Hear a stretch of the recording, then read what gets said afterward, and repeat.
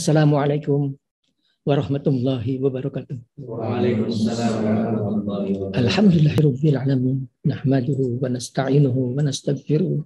Na'udzu billahi min syururi anfusina wa min sayyiati a'malina. May yahdihillahu fala mudhillalah wa may yudlil fala hadiyalah. Asyhadu an la ilaha illallah wahdahu la syarikalah wa asyhadu anna Muhammadan abduhu wa rasuluh. Allahumma shalli wa sallim wa barik ala Muhammadin wa ala alihi wa sahbihi bi adadi kulli ma'lumin. Amma ba'du fa ya ibadallah. Usikum wa nafsi bitaqwallah. Faqad fadal muttaqun. Bapak Ibu anak-anakku sekalian, seperti biasa kita mulai dengan saya ajak diri saya ajak kita semuanya untuk selalu bertakwa kepada Allah Subhanahu wa taala. Takwa artinya melakukan segala perintah Allah, menjauhi semua larangan Allah, dan selalu mendekat kepada Allah dalam zikir dan doa. Alhamdulillah setiap waktu ada aja yang mulai bergabung baru. Ada beberapa masalah yang ditanyakan, Pak Suharli, kan di Quran nggak ada kan perintah baca sampai belasan ribu. Iya nggak ada memang. Di Quran pun nggak ada pelajaran sholat. Sholat harus pakai tas, pakai sujud, pakai harus baca berdiri, pakai ruku, nggak ada. Coba cari, yang ada perintah sholat. Tapi gimana melakukan sholat nggak ada dalam Quran. Adanya di dalam hadis. Kan itulah kalau orang cuma memahami Quran nggak akan cukup tanpa hadis. Di dalam hadis itulah ada jumlah-jumlah. Ada Nabi bilang kalau kita salawat kepada Nabi 100 kali akan dapat 100 kebaikan, 70 urusan akhirat, 30 urusan dunia. Kalau kita baca Al-Ikhlas 3 kali sama dengan satu Quran. Ada angka-angka tadi ada gitu. Dan kalau kita bicara angka kita yang sampai 16.000, itu memang tidak ada dalam Quran dan hadis. Itulah bagian pelajaran yang diajarkan Nabi hanya kepada 2 orang sahabat dan beberapa sahabat lain yang saya nggak tahu, yakni Abu Bakar dan Ali, yang di belakang hari di Indonesia pecah menjadi tarekat yang sangat banyak sekali. Tarekat Naqsabandiyah, Qadiriyah, dan lain-lainnya. Apa yang diajarkan? Yang diajarkan adalah agar orang naik derajatnya menjadi para wali Allah. Kenapa tadi tidak Nabi ajarkan secara terbuka? Karena ilmu ini harus diajarkan melalui seorang mursyid yang terus mengikuti perjalanan rohani muridnya. Karena pada suatu periode itu pasti akan masuk ke dalam alam gaib. Pasti, suka tidak suka, mau tidak mau. Di sana ada jin dan ada malaikat. Dan kalau di awal-awal, kalau guru saya zaman dulu ngajarnya nggak kayak gitu. Nggak kayak gitu, dari awalan kita sudah terbuka sudah. Jadi sudah awalan itu sudah harus siap menghadapi alam-alam gaib seperti itu. Saya merenung sama berpikir, pernah sekali saya ajar murid saya perempuan, dia takut terus. Takut ketemu jin-jin gitu. Takut ketemu sama makhluk seperti itu. Saya minta Allah memberikan saya petunjuk gimana caranya saya mengajarkan untuk orang mau mengerjakan tapi dengan cara yang lebih mudah. Nah, sampailah pada cara kita sekarang ini. Kita bagi ke dalam 3 tahap. Tahap pertama adalah kita mendekat kepada Allah. Berusaha merasakan kedekatan Allah di hati kita. Sehingga kita bisa salat khusyuk. Kalau enggak sekarang orang salat sebaring ngelamun aja. Mulutnya aja bagus baca Fatihah. Baca suratnya bagus. Tajwidnya bagus. Hatinya kabur kemana-mana. Lagi mikirin segala macam gitu. Karena hatinya jauh dari Allah Subhanahu wa taala. Nah, tahap 1 ini adalah sebuah cara, sebuah ikhtiar, untuk kita bagaimana bisa membuat rasa hati kita dekat kepada Allah Subhanahu wa taala. Dan 90% yang dikerjakan alhamdulillah mereka sampai ke derajat itu. 90% yang dikerjakan mereka sampai. Berarti saya betul kita turunkannya alhamdulillah. Cuman memang awalannya saya turunkan karena kunci di tahap pertama itu adalah Asma'ul Latif. Karena ya Latif itu artinya wahai Tuhan yang maha lembut, bukakanlah pintu hatiku agar aku bisa mendekat dan mencintai. Artinya sudah bagus sekali ya Latif itu. Cuman awalnya di angka saya cuma 12.900. Itu 129 dikalikan 100. 129 itu naftunya. Kenapa 129? Saya juga nggak tahu. Itu sudah naftu, sudah baku. Bahwa ya Latif itu naftunya 129. Jadi kalau orang mau ngamalkan sedikit, ya setiap hari 129 ya lumayan aja sepanjang hidupnya. Nah, saya berikan angkanya 12.900. Berjalan seminggu, tiba-tiba guru saya nomor 3 itu datang mengoreksi. Tidak Kiai, 16.641. Beliau manggil saya Kiai. Karena saya bilang kok panggil saya Kiai aja, nggak usah pakai Pak, nggak usah pakai Suharli. Kiai angkanya 16.641. Itu adalah kelipatan 129 dikalikan 129. Jadilah setelah seminggu angkanya menjadi 16.641. Kalau itu dikerjakan, insya Allah hampir pasti kita hatinya akan terbuka. Dia mulai merasakan kehadiran Allah. Sekarang dibilang Pak Suwari, kok saya dengar Quran aja saya nangis katanya. Saya nangis. Itu hatinya sudah mulai lembut, sudah mulai merasakan kedekatan kepada Allah Subhanahu Wa Taala. Ya alhamdulillah. Berat banget Pak Suwari, saya nggak pernah bisa dapat tuh 16.000 tuh 8.000 sudah ketiduran. Ya memang apa-apa butuh kemauan yang kuat. Butuh kemauan yang kuat. Kita kerjakan 40 hari, tapi hasilnya kita akan nikmati seumur hidup, bahkan sepanjang kehidupan akhirat kita bermiliar-miliar tahun kita akan nikmati. Sekarang kita bersusah payah, melawan ngantuk, melawan capek, lawan terus ngantuknya. Cuma 3 jam kok, nggak ada artinya dari 24 jam waktu kita punya, cuma 3 jam kalau betul-betul kita lawan terus cuma 3 jam. Cuma memang setannya banyak betul, setannya yang gangguin banyak betul supaya kita nggak nyelesaikan. Sampai rasanya susah banget. Baru ada yang bilang saya 2.000 aja, ada sehari 2.000 saya nggak kuat. Saya nggak komentar gitu. Saya nggak komentar. Saya cuma tunjukkan aja bahwa orang lain kok sanggup 16.000. Kenapa Ibu harus nggak sanggup? Harus sanggup. Harus taruh di kepala sini. Insya Allah saya sanggup. Insya Allah akan sanggup. Jadi itulah kunci yang pertama adalah kita mulai dengan kita istighfar, astagfirullahaladzim, la ilaha illallah wal hayyul qayyum wa atubu ilaih 100 kali. Itu dibaca 3 kali kalau naik tempat tidur, Allah mengampuni dosanya meskipun sebanyak buih di lautan, kata Rasulullah. Kita baca 100 kali. Kita baca 100 kali satu lagi, ya hayyu ya qayyum la ilaha illa anta subhanaka inni kuntu minadz zalimin. Di depannya itu Ismul Azam, ya hayyu ya qayyum. Itu mengangkat ayat kursi sampai harganya 1/6 Al-Qur'an. Cuma 1 ayat. Harganya 1/6 Al-Quran karena ada Ismul Azam, Al-Hayyu dan Al-Qayyum. Di belakangnya doa Nabi Yunus. La ilaha illa anta subhanaka inni kuntu minadz zalimin. Ini mesin cuci 2 ini dahsyat sekali. Dia mampu menghapuskan segala macam dosa. Kecuali dosa yang sangat berat sekali. Apa yang berat Pak Suwali? Sudah durhaka sama orang tua. Itu berat sekali. Berat sekali durhaka kepada orang tua itu. Bukan berarti nggak bisa minta ampun. Bukan berarti tidak bisa. Kalau masih hidup ya datengin aja lah minta ampun. Yang susah kalau sudah meninggal dunia. Kalau sudah meninggal dunia, hajikan beliau. Nggak sanggup Pak Suharli, nggak punya uangnya. Umrohkan, nggak sanggup juga Pak Suharli. Sudah bacakan tiap hari surat Al-Ikhlas 100 kali. Setiap hari 100 kali terus saja. Al-Ikhlas itu dibaca 10 kali, Allah membuat istana dalam surga. Kalau 100 kali kan 10 istana kita bikinkan dia. Insya Allah ada suatu saat di mana Allah akan mengampuni dosa kita kepada orang tua kita. Ini harus bersih banget gitu. Sebab Allah itu Maha Suci, tidak bisa didekati hati yang tidak suci. Nggak bisa. Jadi zikir kita yang 16.641 itu bisa dibilang ya tidak berhasil. Karena awalan wudhunya ibarat sholat itu wudhunya nggak benar gitu. Wudhunya harus benar. Harus bersih betul, nggak punya dosa. Barulah kita mulai bisa mendekat kepada Allah. Kita bacakan tadi Al-Latifnya 16.641. Itu dia bisa merubuhkan tabir-tabir hijab-hijab antara kita dan Allah Subhanahu Wa Taala. Karena setelah hati kita bersih pun masih ada hijab-hijab. Satu kalau bilang 1.000 hijab yang menghalangi antara kita dan Allah Subhanahu Wa Taala. Ada hijab-hijab yang merubuh dengan zikir. Ada yang hijab-hijab yang rubuh dengan kita puasa. Tapi ada hijab-hijab yang harus kita rubuhkan sendiri. Yang paling banter, yang paling luar terus saya jangan pernah lupa mengingatkan adalah sombong, takabur, ujub, ria, sumah, itu saudara kandung semuanya, itu saudara misan, saudara kandung. Takabur, ujub, ria, sumah, jadi satu. Ini buang dari hati kita, ini paling banter saling menutupi hati. Kalau ini sudah kebuangannya sudah mulai pelan-pelan, kita sudah mulai samar-samar, kemudian paling banter juga tuh pelit. Pelit itu siapapun orang pelit dia pasti merasakan panasnya dari jahanam. Meskipun dia sholat, meskipun dia haji, dia pasti merasakan panasnya dari jahanam. Bukan kata saya. Allah sudah berfirman dalam Al-Quran, la in sakartum la azidannakum la in kafartum in azabil syadid. Orang kaya, orang pelit itu tidak bersyukur atas harta yang dia punya. Itu harta bukan kita punya Allah Subhanahu Wa Taala. Ada orang lain yang harus menerima bagian harta kita. Ya Pak, saya buat keperluan sendiri aja nggak cukup. Ya udah kalau nggak cukup buat keperluan sendiri, ini kan diakatkan buat orang yang punya kelebihan. Kalau masih bisa makan di Kentucky Fried Chicken berarti punya kelebihan gitu. Kalau sudah nggak punya, nggak apa-apa gitu. Ini kan buat orang. Tapi Indonesia banyak banget orang kaya. Kalau mereka melakukan kewajiban bayar pajak itu kekuatan uang yang luar biasa. Di antara kewajiban kita adalah di antara amar ma'ruf syukur yang bahas itu. Bagaimana kita ngajak orang mereka mau melakukan kewajiban. Ingatkan gitu. Percuma aja haji kamu mau bayar Pak zakat itu Allah setrikakan itu hartanya di badan kamu nggak akan masuk surga, bukan kata saya, kata Allah, kata Rasulullah. Ya jangan pelit, keluarin harta kamu buat sedekah, terutama sekarang. Terus sedekah untuk anak yatim. Sekarang lah waktunya kita betul-betul semampu kita, sebisa kita. Ya kalau kita bicara soal kesulitan, kita nih mana saya semua bisnis kita umroh dan haji lagi tiarap tiarap tengkurap, tiarap ya 2 tahun sudah tiarap, nggak punya penghasilan.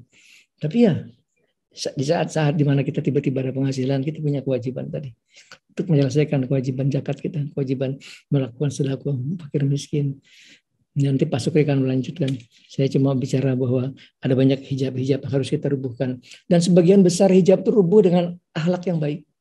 Bagaimana kita masuk ke rumah salam, assalamualaikum. Bagaimana ketemu orang kita salam. Bagaimana wajah kita wajah yang selalu ramah kepada orang lain. Bagaimana kita helpful, selalu senang bantu orang lain. Bagaimana mulut kita selalu ngomongnya enak-enak aja, sedekah, nggak ada ngomongnya nggak enak. Kalau kita diam. Kalau kita diam gitu. Kalau kata Nabi, fayaskul khair aw la yasmut. Kalau kata Mbah Hasan Kiai Mangli, sing ora perlu diomong, ojo diomong. Ingat, itu kalimat beliau saya pernah lupa. Sing ora perlu diomong, ojo diomong. Dan beliau ngajar bukan pakai mulut, nak. Beliau tunjukkan bagaimana. Beliau nggak pernah ngomong, diam aja. Ngomong itu seperlunya aja. Itulah jalan-jalan menuju pelajaran awal kita untuk mendekat kepada Tuhan itu dia. Kalau mulut kita masih bocor terus, tadi malam baca 16.641, pagi-pagi ngerasani orang, ngunjingin orang, pahalanya pindah ke orang yang kita rasani. Habis tuh pahala. Udah capek-capek, udah nggak tidur-tidur, ngantuk-ngantuk, pahalanya hilang begitu aja. Dengan begitu mudah dia hilang. Jadi harus belajar bisa untuk nahan mulut untuk nggak ngomong kalau nggak ada perlunya. Kalau ada perlunya baru kita ngomong. Itu pelajaran kita untuk mendekat kepada Tuhan dengan zikir alatif mendekat kepada Allah. Insya Allah tercapai. Insya Allah pasti akan tercapai. Banyak sudah mencapai kurang dari 40 hari. Kemudian tahap kedua itu kita mendekat kepada Allah, kepada Rasulullah. Kuncinya adalah dalam salawat Nabi. Salawatnya kita baca 1000 kali. Kalau mungkin sepanjang umur hidup kita, salawat kita 1000 kali. Kalau bisa seperti itu, besok Nabi yang bela kita. Beliau akan berikan syafaat sejak kita masuk kubur, sudah beliau berikan syafaatnya. Sudah beliau yang bela. Jangan tanya-tanya, ini kesayangan saya. Di akhirat sudah dipanggil, sini nak, baris dekat saya. Dinaungi oleh naungannya Nabi. Nyebrang jembatan Siratal Mustaqim, kita akan bersama-sama beliau. Asal kita kuat 1000 kali setiap hari. Luar biasa syafaat Nabi. Di dunia sudah akan turun. Ya, kalau kita lagi haji, berangkat dari Arafah ke Mina, jalanan macet yang saya baca salawat Nabi. Itu alhamdulillah tiba-tiba ada kemudahan, tiba-tiba lewat aja bus kita. Orang lain nggak bisa lewat, bus kita lewat terus. Kita baru jam 1 jam 2 sudah sampai Mina kita. Alhamdulillah itu salawat Nabi itu luar biasa. Syafaatnya Nabi itu turun bukan cuma di akhirat, di dunia syafaat sudah akan turun gitu. Jadi itulah yang kita pegang, kuncinya dari situ. Tetap kita pegang ya latifnya. Sekarang dikurangin. Kalau bisa tetap 1.290. Kalau enggak ya 1.000 ya oke. Asal dipegang terus seumur hidup. Sekarang kita tambah asma Allah ya Qadir. Ya Qadir asma Allah yang gilang gemilang. Dia membukakan pintu dunia. Siapapun orang, kalau anak kecil sekarang ajarin suruh baca. Jangan tidur sebelum baca ya Qadir. Nah, gitu. Kalau bisa bacanya 1000 kali. Kamu akan jadi orang kaya. Kalau dibilang orang kaya baru dia mau. Kalau bilang kamu akan sukses, dia belum tentu kerjain. Punya orang kaya kamu, dikerjain. Tapi insya Allah itu betul. Insya Allah dia akan sukses dalam hidupnya. Asal jangan pernah lepas. Boleh lagi mens boleh dibaca 1000 kali. Ya Qadir. Itu asma Allah luar biasa. Digabung sama ya latif, dia kekuatan yang luar biasa. Sepanjang hidup kita kerjakan segitu aja oke, Pak. Nggak usah ngikutin ke tahap ketiganya. Ya, Bu Dini, saya itu ke tahap ketiganya. Segitu aja, alhamdulillah sudah alhamdulillah. Karena tahap ketiga tuh memang juga dikerjakannya juga berat. Dikerjainnya juga berat. Itu selama 40 hari kita puasanya nggak boleh makan barang berjiwa. Makannya ditaker. Jam 12 malam kita udah boleh makan.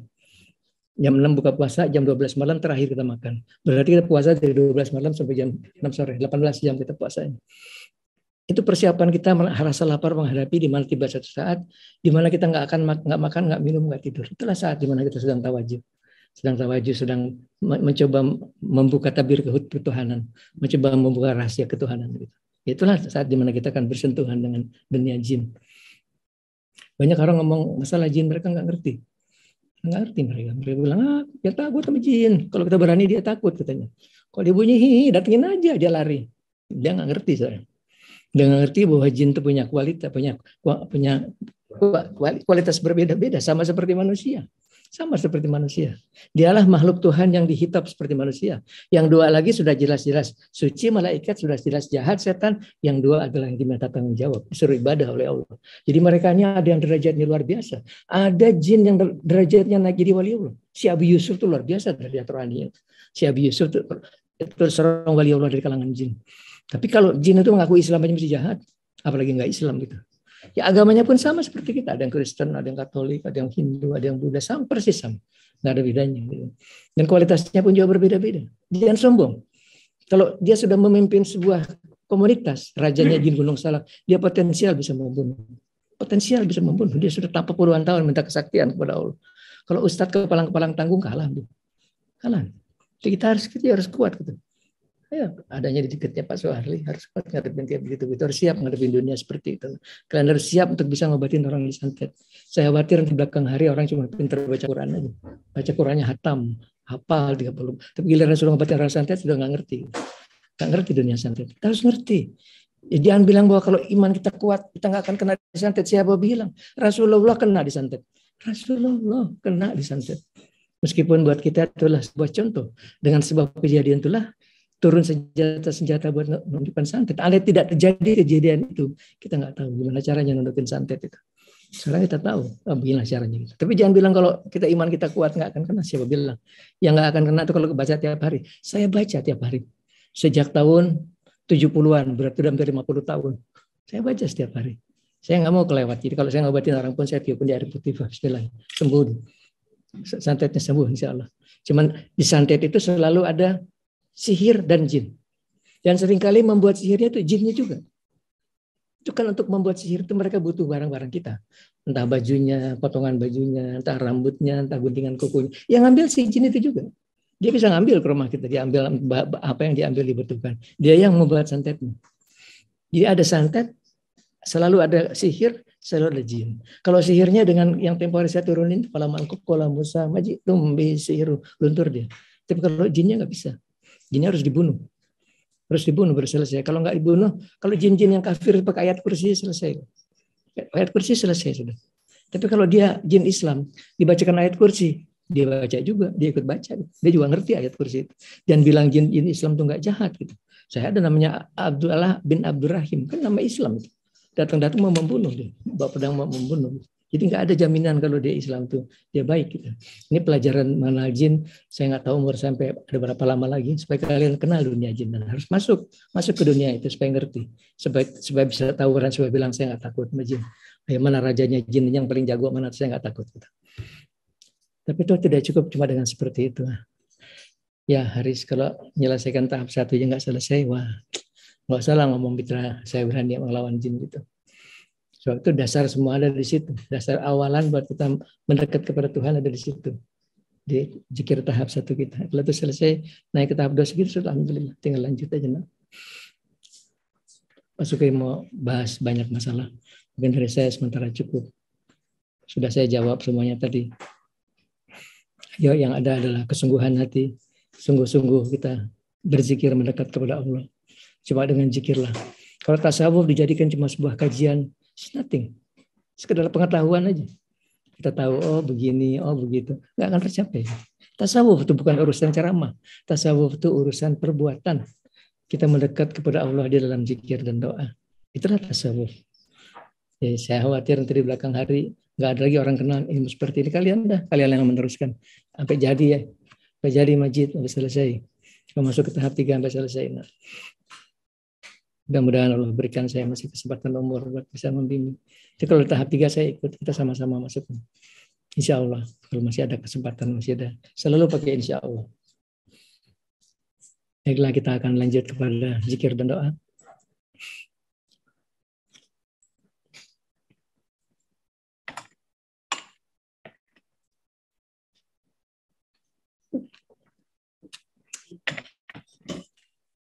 Mulai tafakur sesaat.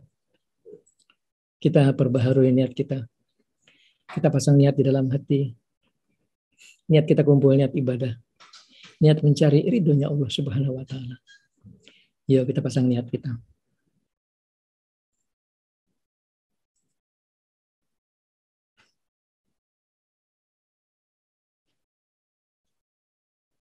Mudah-mudahan Allah meridhoi apa yang kita kerjakan. Allah mengabulkan semua doa-doa yang kita panjatkan. Amin. Al-Khidiyah wal-Kuliyat Salih. Al-Khidiyat Nabi Muhammadin sallallahu alaihi wasallam. Al-Fatihah. A'udzubillahi minasyaitonir rajim. Bismillahirrahmanirrahim. Alhamdulillahirabbil alamin. Arrahmanirrahim. Maliki yaumiddin. Iyyaka na'budu wa iyyaka nasta'in. Ihdinas siratal mustaqim. Siratal ladzina an'amta 'alaihim ghairil maghdubi 'alaihim waladdallin. Ila hadratin Nabi al-Mustafa Rasulullah Sayyidina Maulana Muhammadin sallallahu alaihi wasallam wa ala alihi wa sahbihi wa azwajihi wa dzurriyyatihi wa ahli baitihi wa abuya fajar Ibrahim syai'un ilahum al-Fatihah. Alhamdulillah minasyaitonir rajim. Bismillahirrahmanirrahim. Alhamdulillahirabbil alamin. Arrahmanir rahim. Maliki yaumiddin. Iyyaka na'budu wa iyyaka nasta'in. Ihdinas siratal mustaqim. Siratal ladzina an'amta 'alaihim ghairil maghdubi 'alaihim ila hadratin Nabi al-Mustafa Rasulullah Sayyidina Maulana Muhammadin sallallahu alaihi wasallam wa Abu Yahdir alaihi salam wa Abu Syekh Abdul Qadir Jailani wa Abu Yaiming Bunyamin wa Abu Fajar Ibrahim Syai'un al-Fatihah. Alhamdulillahi minasyaitonir rajim. Bismillahirrahmanirrahim. Alhamdulillahirabbil alamin. Arrahmanir rahim. Maliki yaumiddin. Iyyaka na'budu wa iyyaka nasta'in. Ihdinas siratal mustaqim. Siratal ladzina an'amta 'alaihim ghairil maghdubi 'alaihim waladdallin. Mari kita berdoa.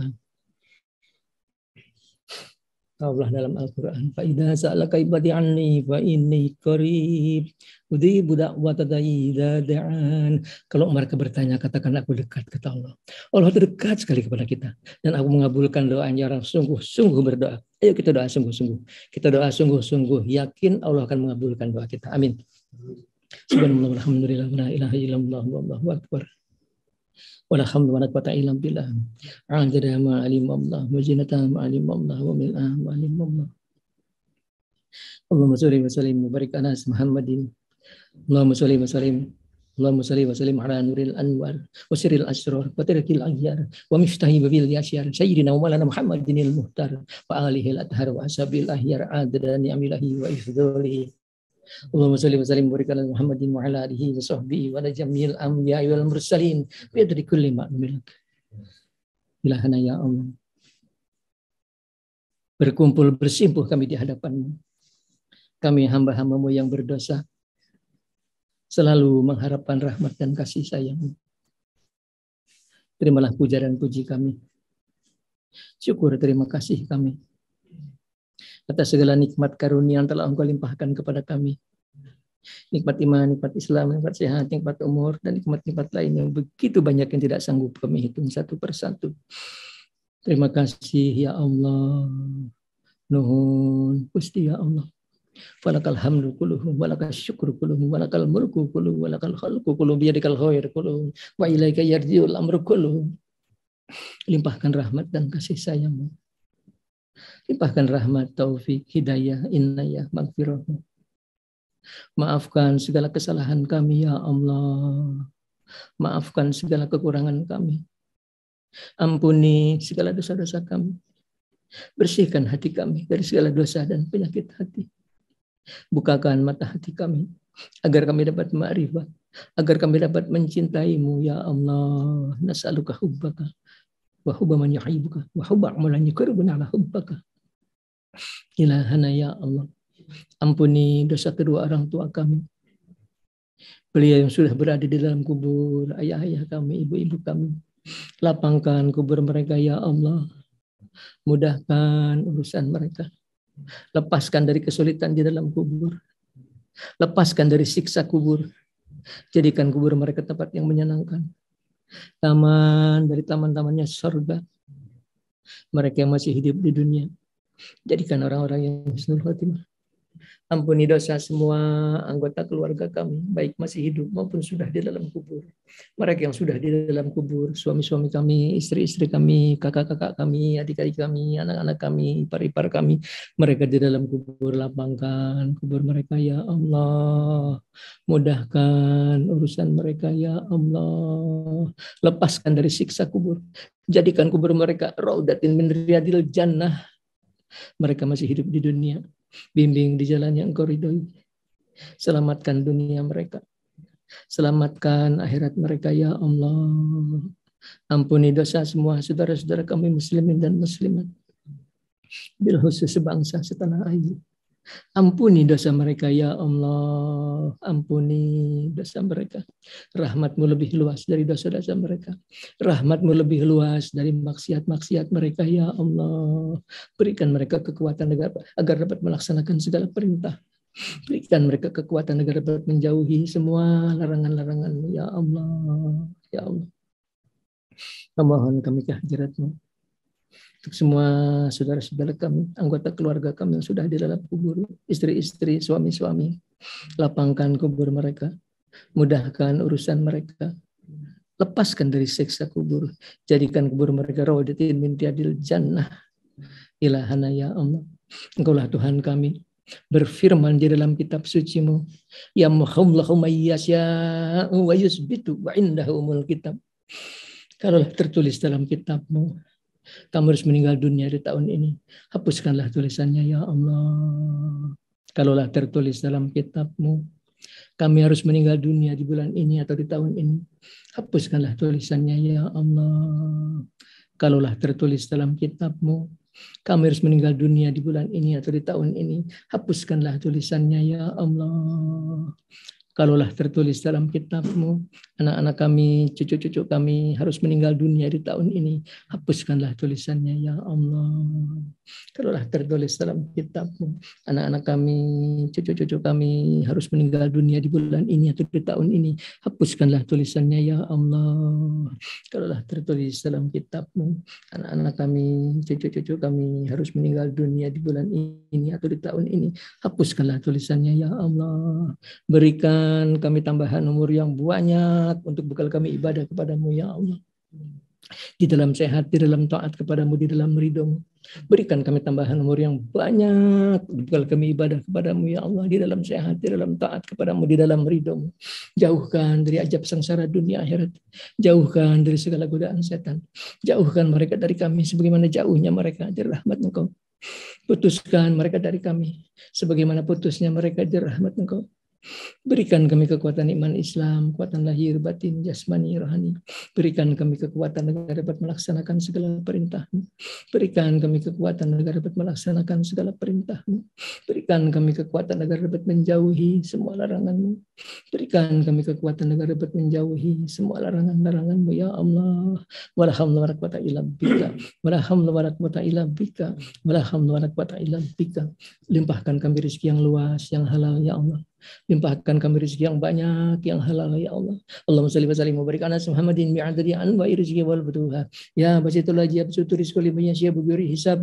Ubsut alaina rizqan wasi'an halalan. Ubsut alaina rizqan wasi'an halalan. Ubsut alaina rizqan wasi'an halalan min kulli jihatin min huzaini wa ibika bighairi minati makhlukin bimahdi fadik wa karomika ya Rahman ya Hayyu ya Qayyum la ilaha illa anta subhanaka inna kunna minaz zalimin. Allahumma inna zalamna anfusana zulman katsiran kabirun wala yaghfiru dzunuba illa anta faghfir lana maghfiratan min indika warhamna innaka antal ghafurur rahim. Allahumma ighfir lana wa li walidayna wa li jami'il muslimin wal muslimat. Allahumma ighfir lana dzunubana wa khatayana kullahu tikwahu wa jallahu wa awalahu wa akhirahu wa alaniyatahu wa sirruhu. Allahumma an'isna wajburna wahdina li ahsanil amali wal akhlaq innahu la yahdi li ahsaniha ila anta wasrif anna sayyi'aha la yasifu sayyi'aha ila anta birahmatika arhamar rahimin. Allahumma inna na'udzubika rabbuna min jahdil bala'i wa darakis saqa'i wa su'il qada'i wa samatatil a'da'i. Allahumma inna nas'aluka al-'afiyata fid dunya wal akhirah.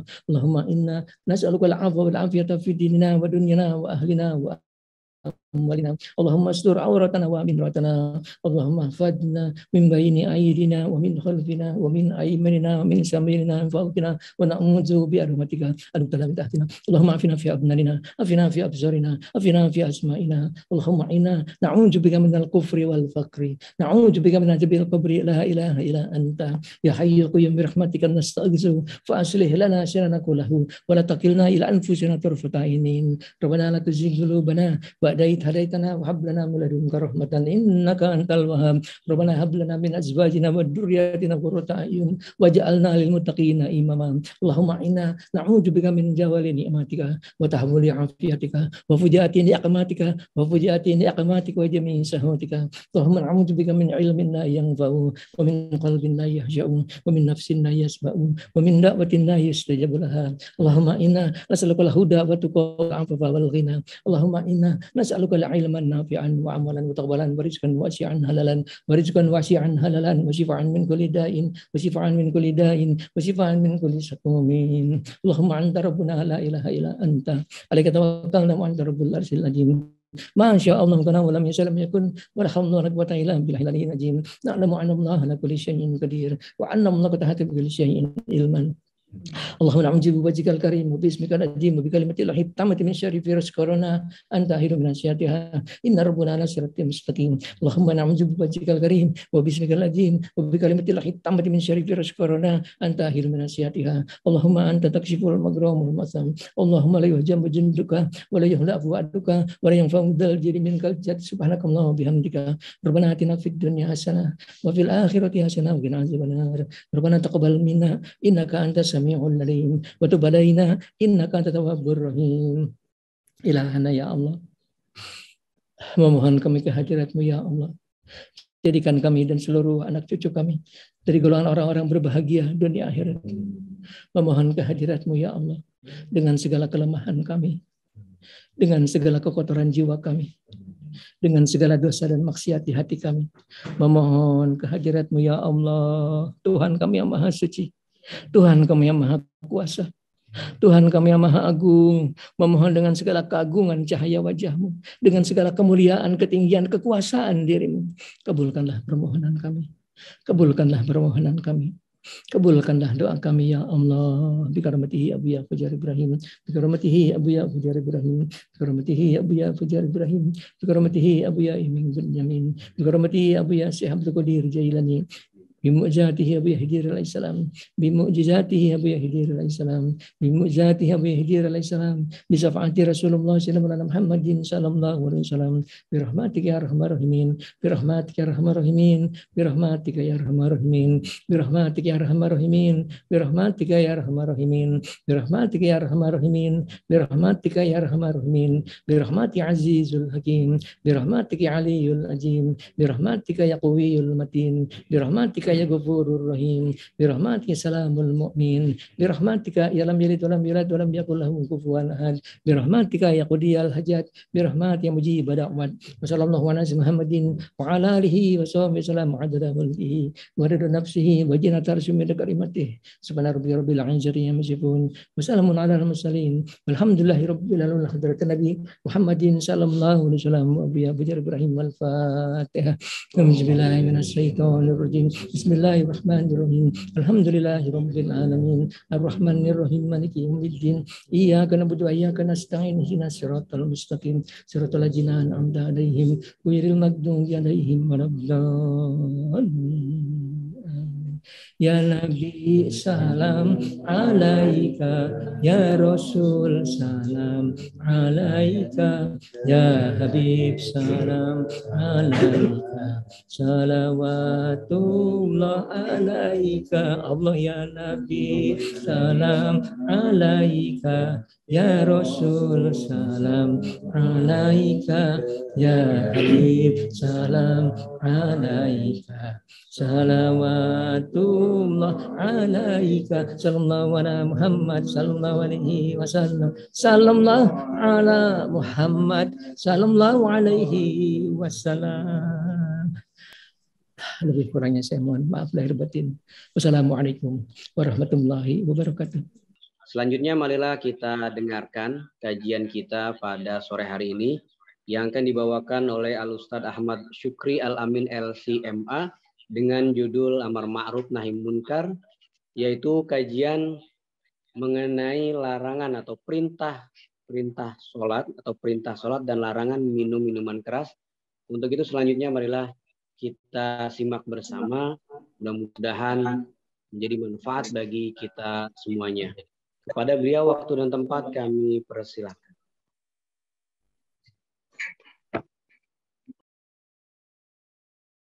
Bismillahirrahmanirrahim.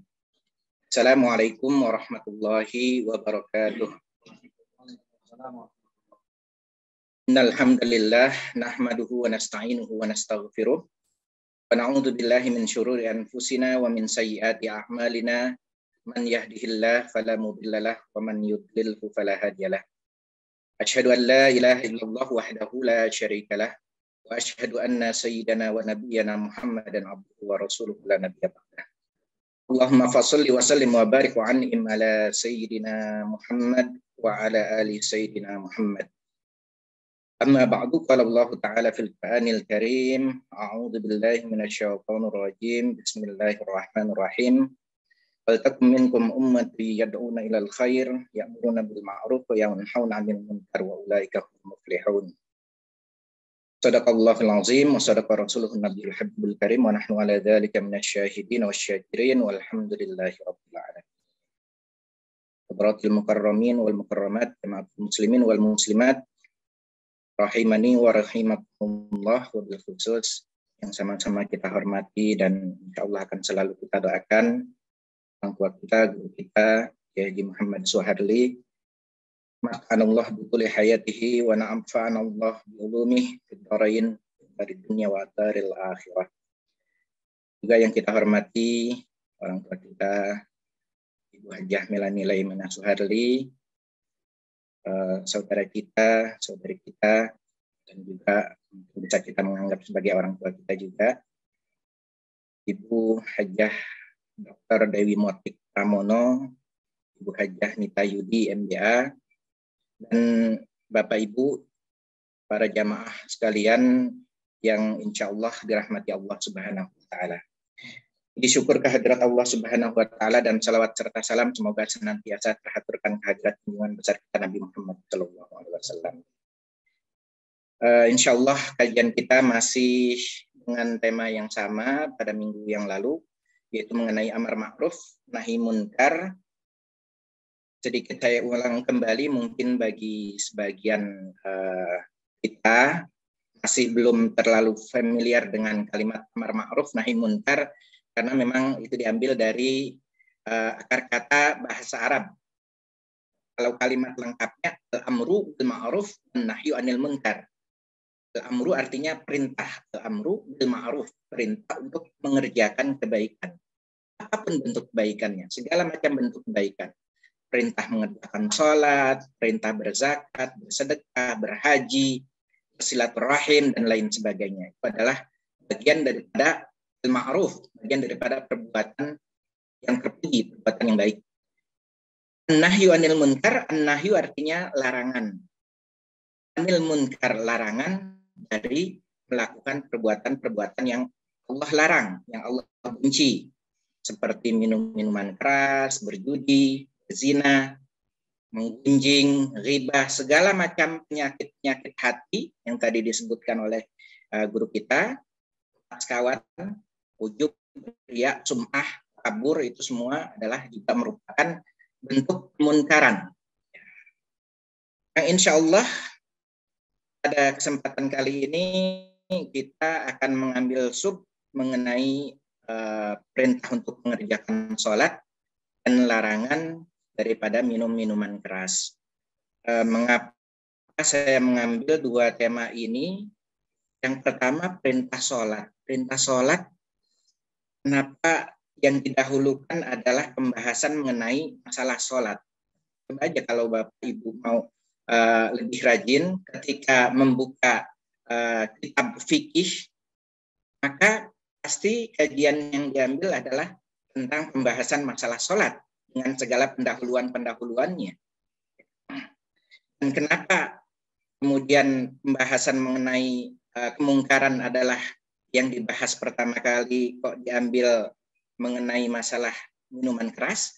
Karena minuman keras itu di dalam hadis Rasulullah dikatakan ra'su kulli ismin huwa al-khamru.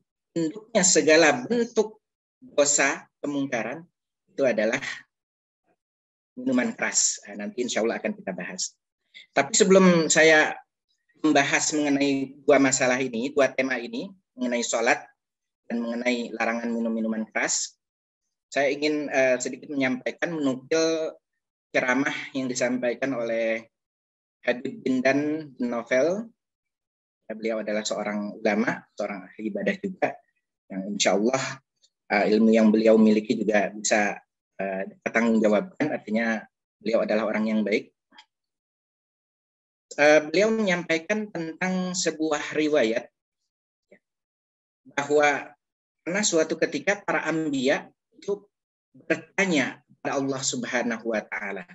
Nanti inti daripada apa yang saya sampaikan atau yang ceramah yang beliau sampaikan ini yang insya Allah menukil daripada sebuah hadis yang kalau saya lihat kalimatnya adalah mungkin merupakan hadis qudsi.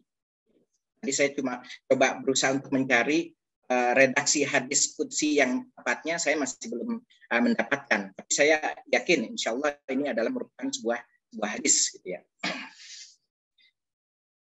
Suatu ketika para anbiya bertanya kepada Allah Subhanahu wa taala, bagaimana bentuk Allah mencintai hambanya? Ketika Allah mencintai hambanya itu seperti apa bentuknya? Atau cirinya seperti apa kriterianya?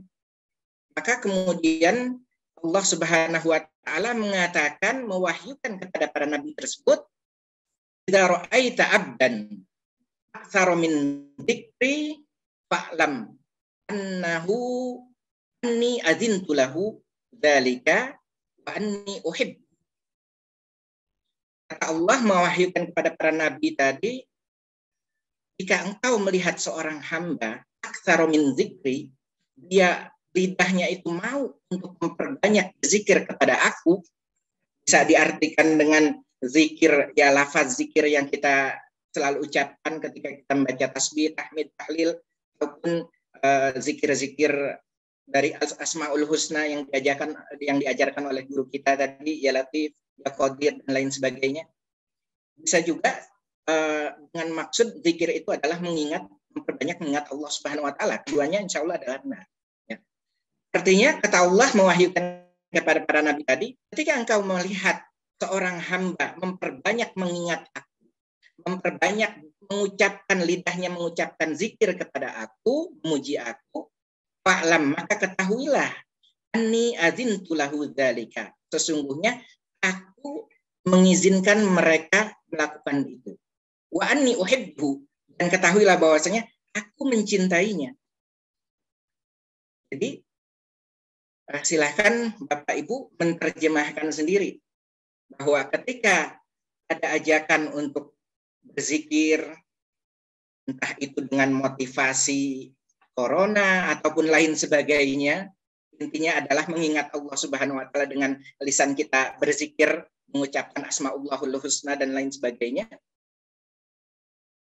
Ketika hati kita malas atau enggan, maka ini adalah bentuk bahwa Allah Subhanahu wa taala tidak mencintai kita. Ketika hati kita tergerak mau untuk berzikir kepada Allah Subhanahu wa taala, ketahuilah bahwa Allah menginginkan kita. Allah mencintai kita. Itu adalah bentuk cintanya Allah kepada manusia, kepada hambanya. Di samping ada hadis yang lain yang kadang kita juga salah menerjemahkan, ya. Bahwa bentuk kecintaan Allah kepada hambanya adalah idza habballahul mar'a ibtalah. Bentuk cintanya Allah kepada seorang hamba adalah dengan cara Allah mengujinya. Jadi ketika kita sudah mulai berusaha untuk mendekat kepada Allah Subhanahu wa taala, jangan lantas diri kita itu menjadi terhalangi karena kemudian banyak ujian-ujian dari Allah Subhanahu wa taala, karena itu adalah bentuk cintanya Allah kepada kita, ya. Mudah-mudahan dari apa yang saya sampaikan ini bisa menjadi motivasi baik untuk diri saya sendiri, untuk para sahabat saya, ataupun keluarga saya, ataupun Bapak Ibu sekalian. Silahkan memilih, ingin dicintai oleh Allah Subhanahu wa taala atau tidak ingin dicintai oleh Allah. Jika ingin mencintai Allah, dicintai oleh Allah Subhanahu wa taala, ciri-cirinya adalah kata Allah Subhanahu wa taala, lisan kita selalu basah dengan berzikir kepada Allah Subhanahu wa taala. Hadirin hadirat jamaatul muslimin wal muslimat rahimani wa rahimakumullah.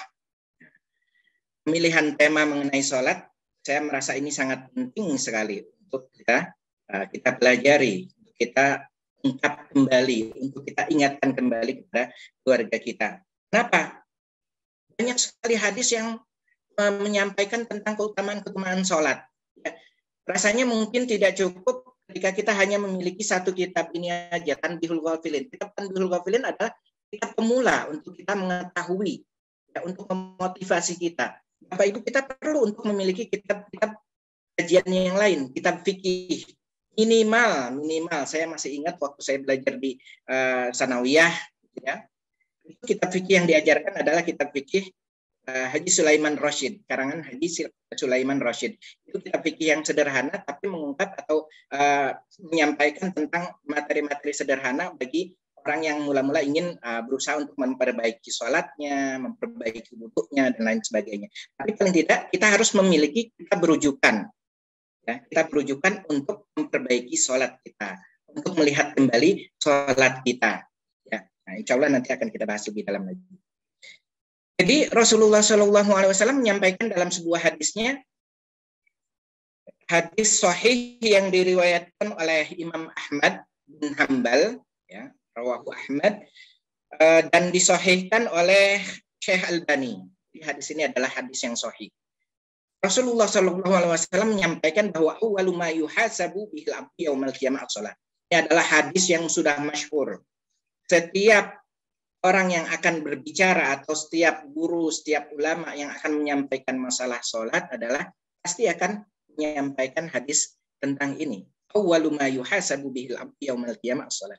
Bahwa yang pertama kali akan Allah hisab pada hari kiamat nanti adalah mengenai masalah sholat. Karena sholat ini adalah barometer untuk amal-amal perbuatan kita yang lain. Ini barometernya. Enggak percaya? Kita simak lanjutan hadisnya. Karena hadisnya sahih, sudah pasti kebenarannya. Sudah tidak ada keraguan mengenai kebenaran hadis ini. Saluhat sairu a'malih. Jika sholatnya benar, maka insya Allah akan benar seluruh perbuatan yang lain. Amalia yang lain. Kenapa? Ada ayat Quran yang berbunyi, "Innas sholata tanha 'anil fahsya'i wal munkar." Bahwa ketika kita sudah benar secara sempurna iqamatus shalah, mendirikan salat kita, mengerjakan salat kita, maka sudah pasti kita akan tercegah daripada perbuatan keji dan munkar. Itu artinya apa? Amaliyah yang lain pasti akan Allah nilai amaliyah yang baik. Insoluhat soluhat sairu a'mali. Wa in fasadat asada sairu a'mali. Seandainya sholatnya saja sudah tidak sempurna, apalagi sampai meninggalkan sholat dengan cara sengaja tanpa ada uzur apa-apa, maka rusaklah fasadat sairu a'malihi. Akan rusak pula keseluruhan daripada ibadah-ibadah yang lain. Kenapa? Karena dia tidak akan tertamengi dari perbuatan keji dan munkar. Nah, itu yang pertama yang harus kita pegang, ya. Jika sholat kita sempurna, jika sholat kita baik, maka insya Allah amaliyah kita yang lain akan baik. Jika sholat kita buruk atau tidak sempurna, banyak bolongnya, apalagi sampai banyak meninggalkan sholat, maka Allah akan melihat kita bahwa seluruh atau amaliyah ibadah kita yang lain akan menjadi mendapatkan penilaian buruk oleh Allah Subhanahu wa taala. Itu yang pertama. Yang kedua, kenapa sholat menjadi begitu istimewa? Kita semua mengerti bahwa perintah sholat itu adalah berbeda dengan perintah-perintah yang lain yang Allah sampaikan kepada kita sebagai umatnya Rasulullah SAW.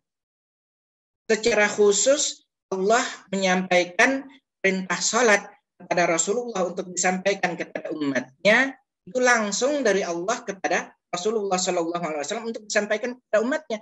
Kapan itu? Ya pada waktu Isra dan Mi'rajnya Rasulullah SAW. Yang menyampaikan adalah zat yang maha mulia melalui manusia yang Allah muliakan, yang Allah pilihkan, bahkan Allah katakan sebagai kekasihnya, Habibullah Rasulullah SAW. Otomatis amanah yang akan disampaikan pun pasti akan adalah amanah yang sangat mulia. Ibaratnya kalau kita mau ilustrasikan, saya tidak tahu ilustrasi ini benar atau tidaknya, tapi insya Allah mudah-mudahan benar itu ya. Contohnya misalnya seorang presiden ingin menyampaikan perintah kepada seseorang, misalnya kepada saya, dengan cara saya diminta langsung untuk menghadap kepada presiden tanpa melalui ajudannya, langsung dari presiden saya menghadap kepada presiden dan diberikan amanah tersebut. Ini artinya bahwa amanah yang akan disampaikan adalah amanah yang sangat penting karena tidak boleh diketahui oleh orang lain dan hanya boleh dilaksanakan oleh saya yang dipanggil oleh presiden. Intinya seperti itu. Orang yang menerima, manusia yang menerima amanah ini adalah manusia yang Allah khususkan. Dan amanah yang Allah berikan kepada manusia khusus ini adalah amanah yang khusus. Jadi sangat penting sekali bagi kita untuk kembali mereview tentang amaliyah ibadah sholat kita. Ya.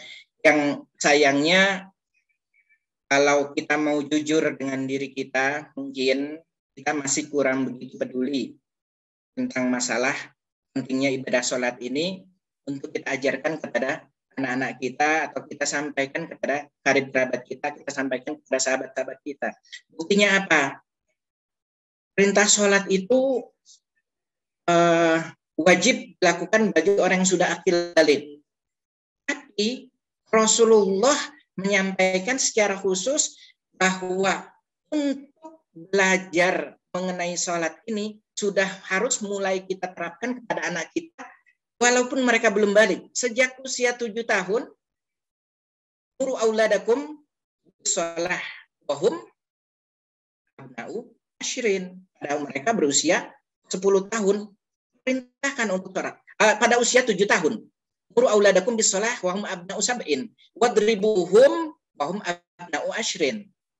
Kalau pada usia 10 tahun, walaupun mereka belum balik, mereka enggan melakukan sholat, pukullah. Pukullah artinya ajarkan kepada mereka bahwa sholat itu tidak boleh ditinggalkan. Sholat itu wajib untuk dikerjakan. Sholat itu penting untuk dikerjakan. Begitu pentingnya sholat ini sampai-sampai Rasulullah memerintahkan kepada kita, para orang tua yang memiliki anak, untuk ajarkan anak kita tentang sholat walaupun mereka belum akil balik. Walaupun mereka belum mengerti secara sempurna apa itu sholat. Kita diperintahkan. Tapi kebanyakan yang kita lakukan adalah apa? Ketika anak kita yang berusia 6 tahun, 7 tahun, pagi hari, subuh, sudah waktunya kita mengerjakan sholat, memang mereka belum wajib. Tapi kita diamkan mereka. Nggak usah dibangunin, biarin aja, kesian. Dia anak tidur. Itu saya khawatir nanti kita akan dimintakan pertanggungjawaban tentang hal ini oleh Allah Subhanahu wa Ta'ala. Kenapa? Karena Rasulullah perintahkan ajarkan sholat ketika mereka 7 tahun sudah mulai diajarkan. Dan itu tidak bisa ketika kita sebagai orang tua menyampaikan, mengatakan kepada mereka, nanti aja kalau mereka udah dewasa, mereka juga akan mau untuk mengerjakan. Sulit. Ketika dari kecil tidak kita biasakan anak kita untuk mau mengerjakan sholat, maka jangan terlalu berharap ketika dewasa nanti mereka mau mengerjakan sholat dengan kesadaran mereka sendiri. Konsekuensinya adalah kita sebagai orang tua, tolong jangan usahakan jangan kita apalagi meninggalkan sholat. Kita lalai sampai menunda waktu sholat aja, kan yang paling berat sholat adalah sholat isya dan subuh. Yang paling berat untuk dikerjakan oleh orang-orang munafik, ya, terutama untuk sholat subuh. Ya. Sudahkah kita sebagai orang tua menunjukkan contoh teladan yang baik untuk anak-anak kita? Waktu azan subuh, kita sudah siap berwudu, kita sudah siap di tempat sholat kita. Walaupun kita tidak berangkat ke masjid, karena kita mau mengajarkan anak-anak kita untuk mengerjakan sholat, kita sudah siap di rumah, bangunkan mereka. Walaupun mereka menangis, walaupun mereka enggan, berat, bangunkan. Sampai mereka mau untuk mengerjakan sholat subuh. Karena ketika sholat subuhnya sudah mau mereka kerjakan, insya Allah sholat yang lain mereka akan lebih siap untuk mengerjakannya. Yang berat adalah pada saat sholat subuh. Tapi Kalau kita sebagai orang tuanya subuhnya aja sudah kesiangan, bagaimana kita mau minta agar anak kita mau mengerjakan sholat dengan tepat waktu? Apalagi kalau sampai kita sebagai orang tua melalaikan sholat, sampai meninggalkan sholat, tidak mengerjakan sholat tanpa uzur syar'i, bagaimana mungkin kita bisa minta anak kita agar mereka jangan meninggalkan sholat? Semuanya kembali kepada kita sebagai orang tua. Ya. Jadi saya mohon Bapak Ibu sekalian, mulai saat ini kita perbaiki niat kita perbaiki sikap kita sebagai orang tua, kita tunjukkan bahwa kita sudah mengerjakan lebih dahulu sebelum kita menyampaikan kepada anak-anak kita. Kita sudah siap mengerjakan sholat sebelum kita minta anak kita mereka untuk mengerjakan sholat. Kemudian yang berikutnya adalah bahwa begitu pentingnya sholat, bahkan sholat itu adalah akan menghapuskan segala dosa-dosa yang pernah kita lakukan. Semua bentuk dosa, kecuali dosa-dosa yang besar. Dosa-dosa besar itu harus kita bertaubat kepada Allah Subhanahu wa Ta'ala. Dengan cara sholat itulah Allah menghapuskan segala dosa-dosa yang pernah kita lakukan, dosa-dosa kecil yang pernah kita lakukan. Dan bahwa sholat adalah sebagai penolong kita dari segala macam bentuk kesusahan, segala macam bentuk kesulitan. Buktinya apa? Buktinya di dalam Al-Quran Allah sampaikan, wasta'inu bis-sabri was-shalah. Mintalah tolong kalian kepada Allah Subhanahu wa Ta'ala, wasta'inu, dan mohonlah pertolongan kepada Allah Subhanahu wa Ta'ala. Dengan cara apa? Dengan cara bis-sabri was-shalah. Dengan cara bersabar dan dengan cara sholat. Mustahil Allah sampaikan ini ketika sholat tidak menduduki posisi yang penting di mata Allah Subhanahu wa Ta'ala. Hadirin ma'asyiral muslimin rahimakumullah.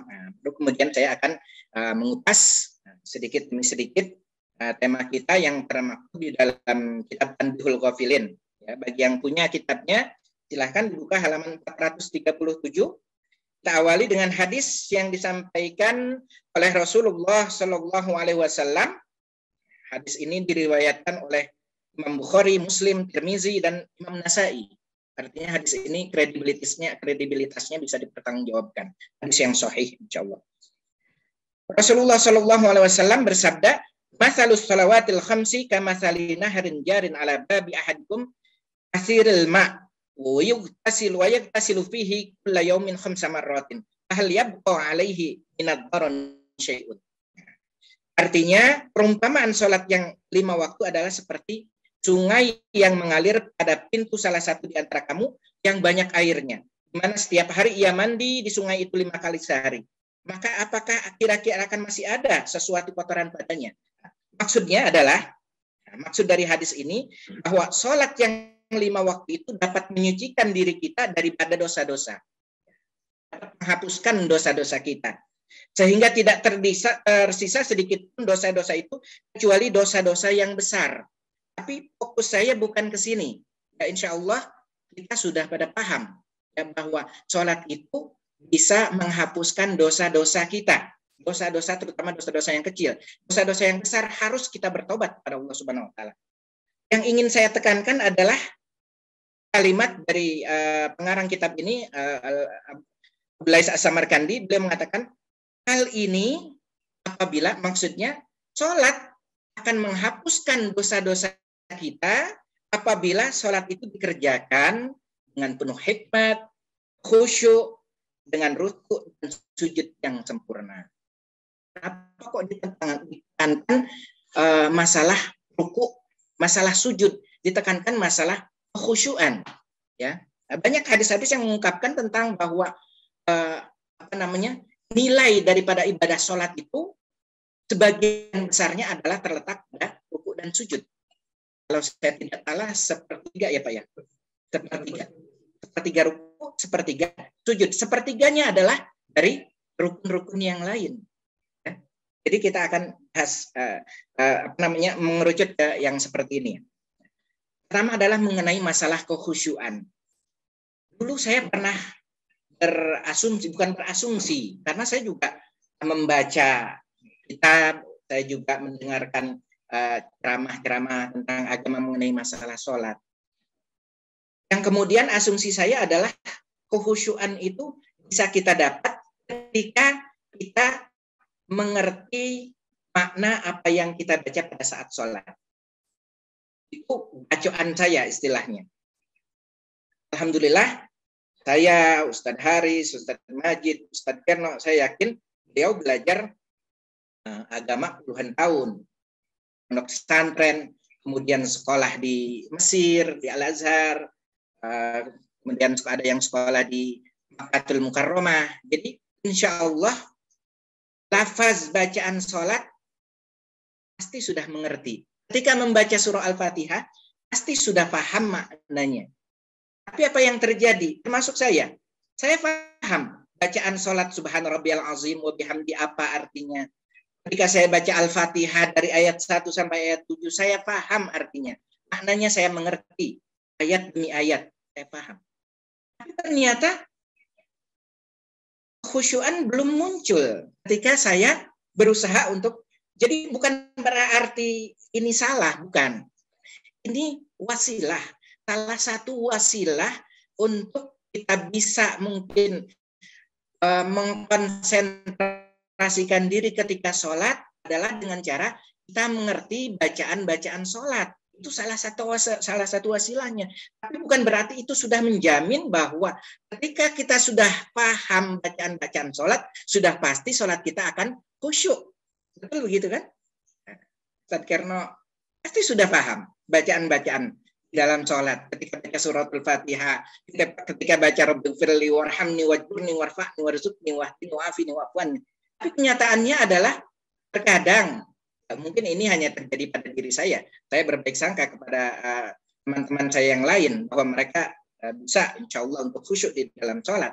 Kalau yang saya rasakan itu betapa sulitnya untuk memunculkan kekhusyuan.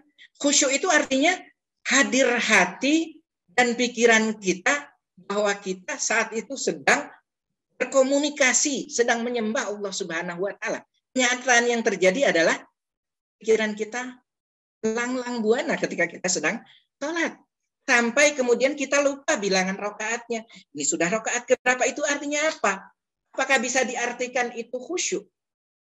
Ketika kita bilangan rakaat saja kita sampai lupa. Ini sudah rakaat keberapa? Artinya kita kehilangan khusyuk pada saat itu. Lantas bagaimana cara mendapatkan khusyuan di dalam sholat? Inilah caranya yang diajarkan oleh guru kita tadi. Kita mendekat kepada Allah Subhanahu wa Ta'ala. Cara mendekatnya dengan cara bagaimana? Berbanyak zikir, berbanyak ingat Allah Subhanahu wa Ta'ala. Nah, dari sini baru saya terbuka. Berarti memang harus kita usahakan untuk mendekat kepada Allah Subhanahu wa Ta'ala. Khusyuan itu nanti akan Allah berikan. Karena khusyuk itu adalah bentuk hidayah dari Allah Subhanahu wa Ta'ala. Makanya jangan marah kalau ada yang bilang, mudah-mudahan kamu mendapatkan hidayah. Bukan mendapatkan hidayah. Hidayah apa? Khusyuk di dalam salat itu merupakan hidayah dari Allah Subhanahu wa Ta'ala. Ya?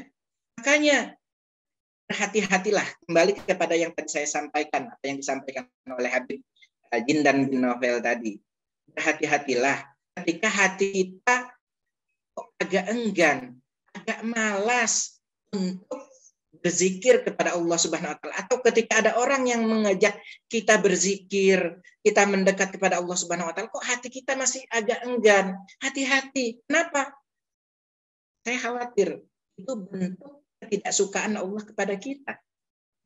Malasnya kita hadir ke majlisul ilmi, ke majlisul zikir, itu bukan semata-mata karena hawa nafsu kita yang enggan, yang malas untuk melakukan itu. Yang saya khawatirkan adalah itu bentuk ketidaksukaan, ketidakcintaan Allah kepada kita. Kalau Allah sudah tidak cinta kepada kita, bagaimana mungkin kita bisa khusyuk di dalam sholat kita? Makanya ayo kita motivasi diri kita sendiri dulu. Kita motivasi dulu diri kita. Ayo kita mendekat kepada Allah. Ayo kita mendekat kepada Allah. Dengan cara bagaimana? Dengan cara berzikir. Dengan cara berzikir. Idealnya adalah ketika berzikir, hati dan pikiran kita itu menyatu. Idealnya. Tapi jangan patah hati ketika membaca Ya Latif sampai 16.641, banyak yang lidah kita menyebut, tapi hati kita sedang, atau pikiran kita sedang ada di mana-mana. Jangan patah hati. Kenapa? Paling tidak Allah sudah menunjukkan bentuk cintanya kepada kita. Cintanya apa? Kita mau menyebut lafaz ya latif. Artinya kita menyebut asma Allah Subhanahu wa taala. Ya latif itu adalah nama Allah Subhanahu wa taala. Sama seperti ketika kita menyebut ya Allah, ya Allah, ya Allah, ya Allah. Ya latif, ya latif. Karena latif itu adalah salah satu daripada nama Allah Subhanahu wa taala Al-A'zam. Hadirin ma'asyiral muslimin rahimani wa rahimakumullah. Itu adalah mengenai masalah salat. Ada banyak sekali gitu ya. Dan sebenarnya tadi adalah mengenai masalah khusyuk. Kemudian yang disebutkan di hadis tadi adalah mengenai banyak hadis-hadis yang mengungkapkan atau menyampaikan tentang ketika sholat sempurnakanlah ruku, sempurnakanlah sujud. Karena apa? Karena ternyata sepertiga nilai sholat ada di dalam ruku, sepertiga nilai sholat ada di dalam sujud. Tapi kenyataan yang terjadi apa? Bukan hanya terjadi kepada mungkin masyarakat yang awam, tapi banyak juga mungkin kita temui di masjid-masjid yang ketika kumandangkan sholat, ketika mulai mengerjakan sholat, bacaannya fasih seperti yang tadi disampaikan. Kenapa fasih? Insya Allah saya berbaik sangka, mudah-mudahan bukan karena riya gitu ya, bukan karena riya, bukan karena ingin dipuji. Tapi kesalahan yang banyak terjadi adalah bacaannya fasih, tapi ketika ruku karena kredit, ketika sujud karena kredit, seperti ayam yang makan makanan. Ya. Imam Ahmad bin Hanbal di dalam kitabnya, beliau mengatakan bahwa at-tasbih atam sab'ut tasbihat wa ausatuhu khamsan wa adnahu thalathan. Kalau kita mau mengerjakan sujud, karena memang banyak hadis yang mengungkap tentang ini. Kesempurnaan sholat itu diantaranya dilihat adalah dari ruku dan sujudnya. Di samping kekhusyuan, ruku, sujud jangan diremehkan. Ya. Betapa banyak ketika kita mengerjakan sholat, si imamnya sendiri, sholat dengan membaca sekepat kilat, bacaan tasbih. Imam Ahmad bin Hanbal mengatakan patokannya minimal 3 kali. Adna itu artinya paling rendah, paling sedikit. Paling sempurna adalah 7 tasbih.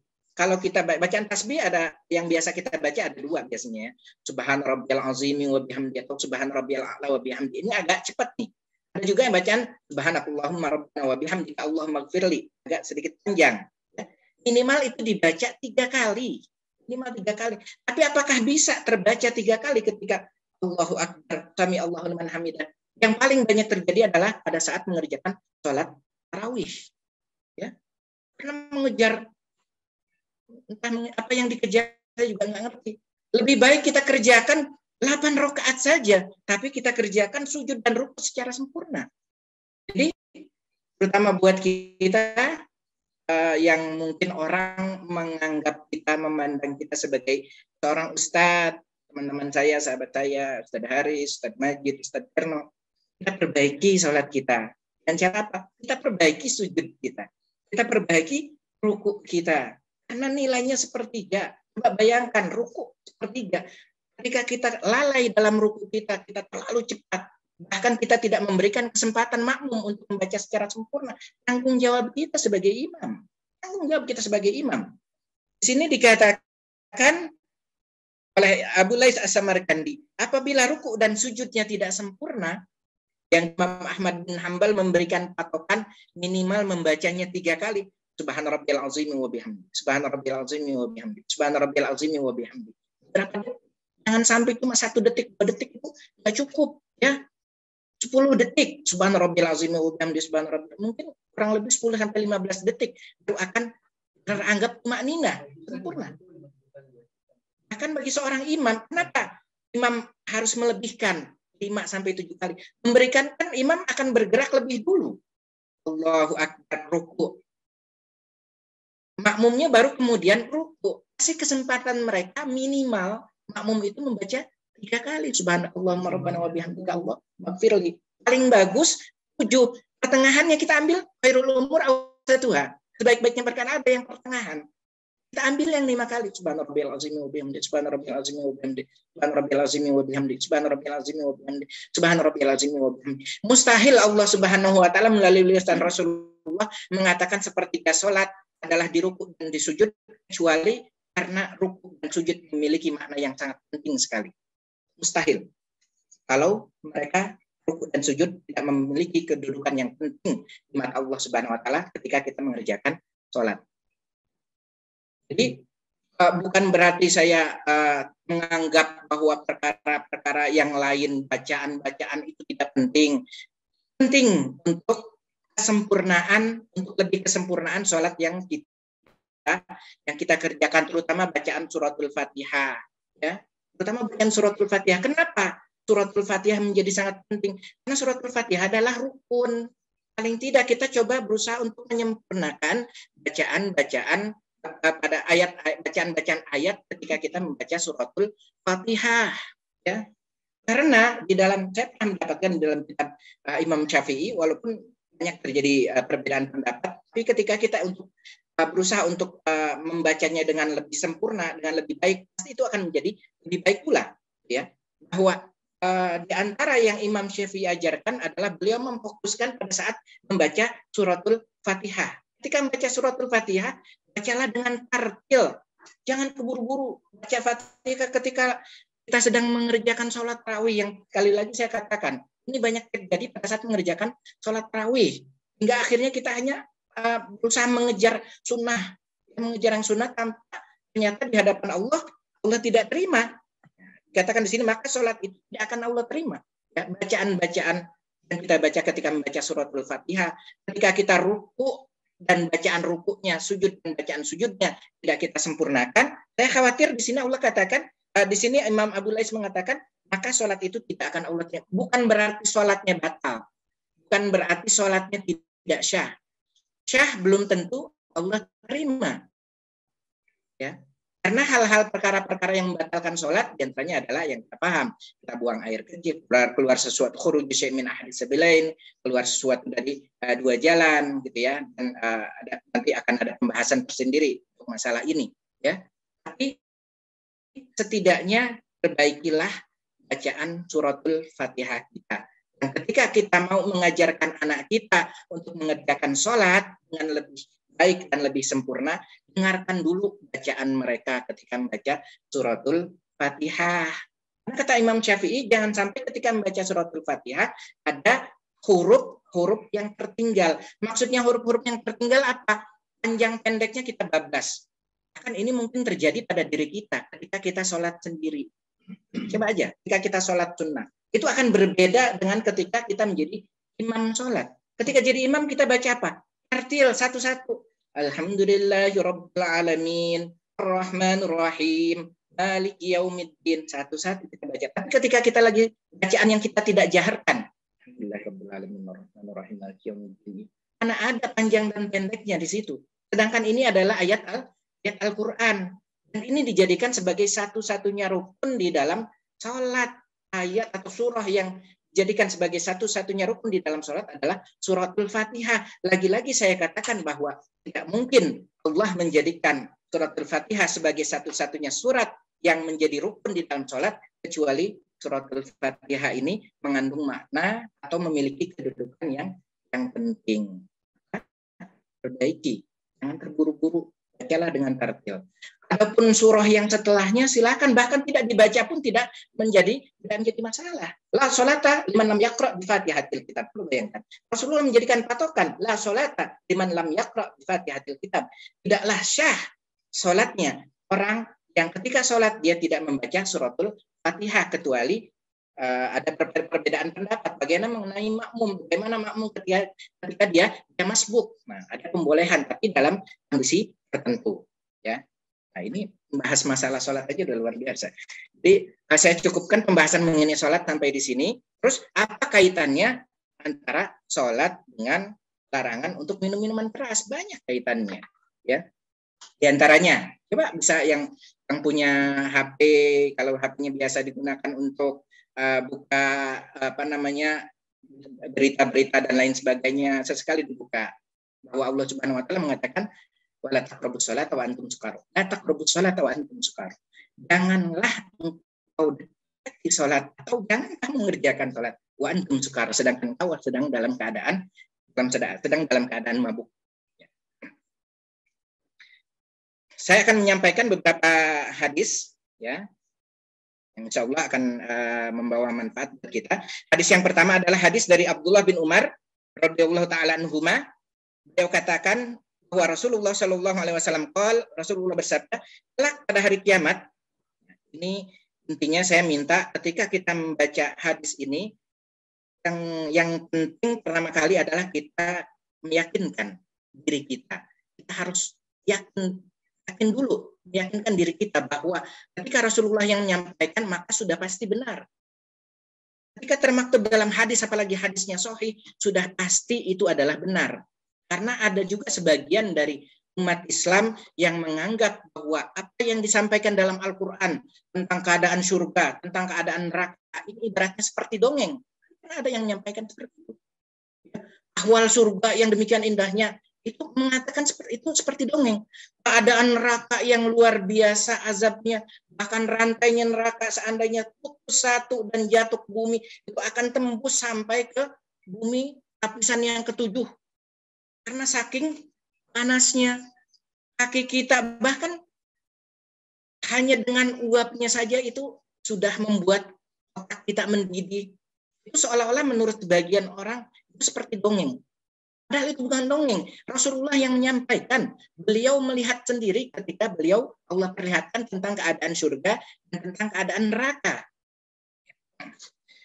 Dikatakan oleh Rasulullah SAW bahwa kelak pada hari kiamat, orang yang meminum minuman keras, mukanya di akhirat nanti akan hitam.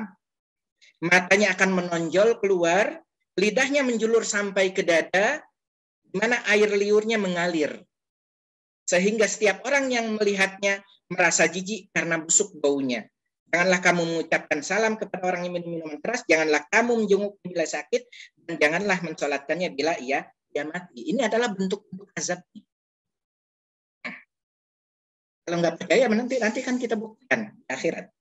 Mungkin belum sampai ke akhirat, di alam kubur sudah akan kita dapatkan. Buktinya apa? Buktinya Allah sampaikan di dalam Quran surah Al-Munafikun. Bilaula akhartani ila ajalin qarib. Ketika disampaikan ayo sholat, ketika disampaikan ayo bersedekah, enggak mau. Akhirnya Allah gambarkan. Nah, makanya surahnya itu disebut dengan surah Al-Munafikun. Karena orang munafik itu di depan iya, di belakang enggak. Ya. Bilaula akhartani ila ajalin qarib. Ya Allah, seandainya engkau akhirkan ajalku, aku mau hidup lagi sebentar aja. Untuk apa? Untuk bersedekah, untuk beramal soleh, melakukan sholat, melakukan zakat, mengeluarkan zakat, mengerjakan haji dan lain sebagainya. Nah, itu adalah bentuk perkataannya orang-orang munafik. Ketika Allah mundurkan, Allah hidupkan kembali, maka dia akan pada kebiasaan yang lamanya lagi. Hanya disebut Quran surahnya surah Al-Munafik. Kemudian di hadis yang berikutnya, hadis yang kedua. Nah, ini juga saya tidak mau men-skip hadis ini karena menurut saya ini juga penting gitu ya untuk kita ketahui sebagai patokan, bahwa Rasulullah mengatakan dari hadis yang diriwayatkan dari Jabir bin Abdullah, "Askaro kathiruhu faqaliluhu haram." Apa-apa yang sedikitnya itu memabukkan, maka apa-apa yang banyaknya memabukkan, sedikitnya pun apa-apa yang banyaknya haram, maka sedikitnya pun akan menjadi haram. Kenapa? Mungkin ada pertanyaan bahwa gimana kalau minuman keras itu diminumnya sedikit, dan bagi orang yang udah terbiasa minum minuman keras maka dia nggak akan mabuk. Kan katanya kalau memabukkan, kalau nggak mabuk gimana? Nah, inilah hadisnya. Yang banyaknya haram, sedikitnya pun akan haram. Intinya bukan karena menjadi memabukkannya, efek sampingnya jadi bikin hilang akal. Intinya adalah Allah katakan, karena kalau seandainya ada dalam hadis yang lain dikatakan bahwa kana dinu bil aqli lakana masul khufain fil asfal dunal a'la. Seandainya agama itu dengan akal selalu berusaha dimasukkan ke dalam akal, maka tidak akan mungkin Rasulullah atau Allah perintahkan masul khufain membasuh membasuh sepatu gitu ya. pada saat bertoharoh, bersuci, yang disuruh dibasuh pasti di bawahnya. Kenapa? Karena yang kena kotoran di bawah, tapi kok yang dibasuh di atasnya. Nah, istilahnya seperti itu. Jadi jangan menimbulkan pertanyaan bahwa kalau saya minumnya sedikit nggak bikin mabuk, berarti boleh dong. Qaliluhu wa katsiruhu sawa. Banyak ataupun sedikitnya sama. Kenapa? Karena kata Rasulullah, askaro katsiruhu wa qaliluhu haram. Yang banyaknya membuat jadi mabuk, maka kecilnya pun, sedikitnya pun tidak akan menjadi haram hukumnya. Hari sudah lihat aja nih. Kalau sedikit lagi ya. Nah, kemudian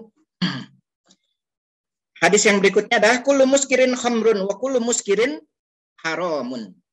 Setiap memabukkan adalah khamr dan setiap yang memabukkan itu adalah haram. Karena pernah juga ada yang mengatakan, itu kan kalau yang disebutkan di dalam Al-Quran itu kan adalah minuman keras. Bahkan temanya pun minuman keras. Artinya zat berupa cairan. Pada masa Rasulullah dulu, yang disebut dengan minuman keras adalah perasan anggur. Perasan anggur. Yang kalau diminum itu membuat mabuk orang. Kalau zaman sekarang kan timbul benda-benda, zat-zat yang lain yang tidak berupa cairan. Atau sabu-sabu, kemudian berupa bubuk, apa namanya? Ada juga yang menggunakan lem ibon gitu ya, yang sampai seperti itu. Terus bagaimana hukumnya? Nah, inilah pentingnya al-qiyas. Jadi para ulama mengkiaskan bahwa benda-benda tersebut dianggap memabukkan, sehingga akhirnya diambil kesimpulan hukum yang sama. Illatul iskar, alasan benda-benda tersebut bisa membuat hilangnya akal kita. Dan yang kalau menurut saya di antara selain daripada azab-azab akhirat yang Allah sudah sebutkan di dalam banyak gitu, saya yakin kita semua pasti sudah paham bahwa minuman keras itu adalah haram. Minuman keras adalah dilarang oleh Allah Subhanahu wa taala. Banyak dampak-dampak negatifnya. Saya yakin kita semua sudah mengerti. Tapi ada satu dampak negatif yang mungkin kurang banyak diungkap karena menurut sebagian orang kurang penting. Apa? Bahwa minuman keras itu bisa mendorong seseorang kepada perbuatan zina. Kenapa minuman keras dianggap sebagai ra'sukul ismin, bagi induknya segala dosa? Karena ada riwayat hadisnya, saya nggak perlu bacakan riwayat hadisnya secara lengkap, bahwa ketika diajukan kepada seorang ahli ibadah, ada seorang perempuan yang ingin menggodanya, dibawa ke kamarnya, ditutup, dikunci kamarnya, dikasih pilihan, menggauli saya atau berzina dengan saya, minum minuman keras atau bunuh anak. Dipilihlah apa? Yang dianggapnya paling ringan, itu minum minuman keras. Ternyata setelah diminum, apa yang dilakukan? Dia berzina, kemudian hamil perempuannya, ketika anaknya lahir, dibunuh, akhirnya seluruh perbuatan dosa dilakukan. Itu makanya disebut dengan sukul li ismin al-khamru. Dan yang lebih parahnya, dan yang mungkin kurang kita pahami, ini nanti masing-masing untuk menghisab diri sendiri, memperhatikan diri sendiri ya. Apakah pernah terjadi pada teman kita, keluarga kita, itu ya, untuk menjadi perhatian. Ketika Rasulullah mengatakan bahwa minuman keras itu bisa mengarahkan seseorang jatuh kepada perbuatan zina. Apa maksudnya? Maksudnya adalah ketika orang dalam keadaan hilang akal, suami istri, suaminya pulang dari entah kemana, dalam keadaan mabuk, pulang ke rumah. Ketika orang mabuk, kalimat-kalimat yang dikeluarkan ada kalimat-kalimat yang kotor biasanya, yang tidak benar. Secara mungkin dia tidak sadar menyampaikannya. Dia kesal dengan istrinya, apa yang dia sampaikan? Saya ceraikan kamu. Padahal dia enggak dalam keadaan mabuk. Terjadi perceraian. Ketika sadar kemudian hari, apa yang terjadi? Layaknya suami istri mereka melakukan hubungan. Selama itu pula lah mereka dianggap melakukan perbuatan zina. Dampaknya luar biasa. Ya. Makanya saya mengambil tema yang paling pertama adalah mengenai masalah minuman keras, karena minuman keras ini dampak yang ditimbulkan luar biasa beratnya. Wallahu a'lam bishawab. Mudah-mudahan dari apa yang saya sampaikan bisa memberikan manfaat terutama buat diri saya sendiri dan keluarga saya, dan juga mudah-mudahan Allah ridho dari apa yang saya sampaikan, dijadikan apa yang saya sampaikan ini sebagai pahala jariah untuk diri saya dan keluarga saya. Amin, amin ya rabbal alamin. Kurang lebihnya saya mohon maaf apabila ada ayat ataupun hadis yang kurang sempurna saya sampaikan. Seperti contohnya pada minggu yang lalu saya sempat bacakan ayat yang kurang sempurna, saya bacakan ayatnya. Nah, kemudian saya sudah perbaiki, saya kirimkan perbaikannya. Ayat yang saya sampaikan pada saat itu adalah ada di Allah. Ya ayyuhallazina amanu lima taqulu. Saya katakan di ayat itu, saya sampaikan ya ayyuhallazina amanu lima taqulu. Yang benar adalah ya ayyuhallazina amanu lima taquluna ma la taf'alun. Kaburamaktan indallahi an taqulu ma la taf'alun. Nah, itu salah dari diri saya. Mungkin pada kesempatan kali ini juga ada ayat ataupun hadis yang kurang sempurna saya sampaikan. Saya mohon dibukakan pintu maaf yang sebesar-besarnya. Hadanallahu wa iyyakum ajmain. Wassalamualaikum warahmatullahi wabarakatuh.